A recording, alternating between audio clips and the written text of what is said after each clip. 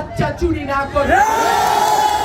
আমার একটা ভোটারের পশম ধরার আগে আমাকে আঘাত করতে হবে।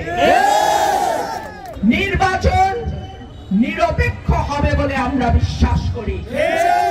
পুলিশ প্রশাসন সবাইকে স্পষ্ট বার্তা দেয়া আছে, যেখানেই যাই হোক না কেন ব্রাহ্মণবাড়িয়া 2টা যেন কোন রকম কোন কারচুপি না হয়। ব্রাহ্মণবাড়িয়া 2-এর দিকে মিডিয়ার নজর থাকবে। ব্রাহ্মণবাড়িয়া 2-এর দিকে বিদেশি পর্যবেক্ষকদের নজর থাকবে। ব্রাহ্মণবাড়িয়া 2-এর দিকে দেশি বিদেশি সংস্থাগুলোর নজর থাকবে। সুতরাং কেউ যদি মনে করে একটা ব্যালট পেপারও তারা জাল করবে, তারা পরিষ্কার জেনে রাখো তাদেরকে সমুচিত জবাব দেবে আমার ভোটাররা।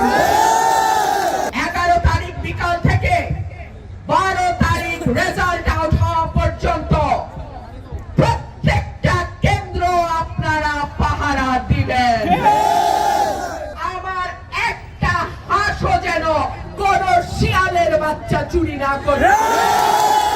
কোন শক্তি নাই হাঁসকে পরাজিত করে।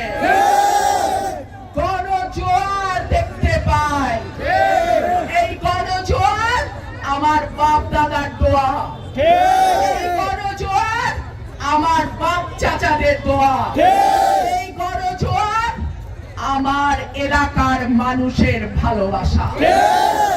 আমার একটা ভোটারের পশম ধরার আগে আমাকে আঘাত করতে হবে। কোন দল সরকার গঠন করবে এটা কিন্তু এখনো বলা যায় না। সুতরাং বেশি বেশি বললেন না।